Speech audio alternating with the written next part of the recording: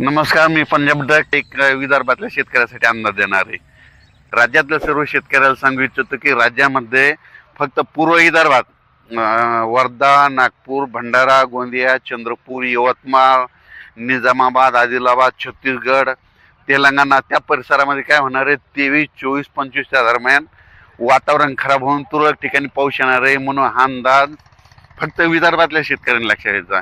तो पाऊस सगळीकडे काही पडणार नाही, सर्वदूर पडणार नाही, म्हणून हे देखील सर्व शेतकऱ्यांनी लक्षात घ्यायचं. फक्त राज्यात काय होणार आहे, मध्य प्रदेश, उत्तर प्रदेश, छत्तीसगड आणि तेलंगणा आणि तामिळनाडू त्या परिसरामध्ये पाऊस पडणार आहे. म्हणून त्याचा असर फक्त पूर्व विदर्भातल्या काही गावांना बसणार आहे. म्हणून ही अंदाज सर्व शेतकऱ्यांनी लक्षात घ्यायचा. सर्वदूर पाऊस पडणार नाही, फक्त तुरळक ठिकाणी विदर्भातच, पूर्व विदर्भातच पावसाची शक्यता आहे.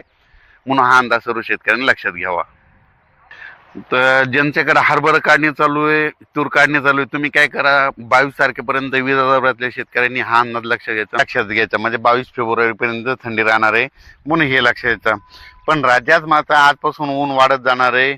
म्हणून हा अंदाज सर्व पूर्व विदर्भ, पश्चिम विदर्भ, दक्षिण महाराष्ट्र, उत्तर महाराष्ट्र, कोकणपट्टी, खानदेश या चारही विभागातल्या सर्व शेतकऱ्यांना अंदाज लक्षात घ्यायचा. मग आता नेमकं शेतकऱ्याचे हरभरा काढणी चालू झाली, त्याच्यानंतर गहू काढणी चालू झाली, तंबाखू देखील काढणं चालू आहे.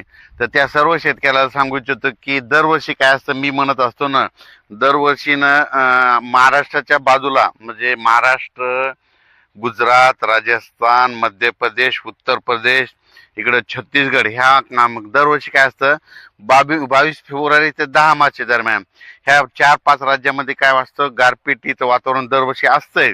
म्हणजे त्या 20 दिवसामध्ये मग त्या 2-3 राज्यात जर होत असली तर त्याचा असर महाराष्ट्रावर होत आहे. म्हणून हे सर्व शेतकऱ्यांनी लक्षात द्यायचं. ही गारपीट सगळीकडे होत नसते, पण दरवर्षी काय असतं, फेब्रुवारीच्या शेवटचा आठवडा आणि मार्चच्या पहिल्या आठवड्यामध्ये पावसाचं वातावरण असतं.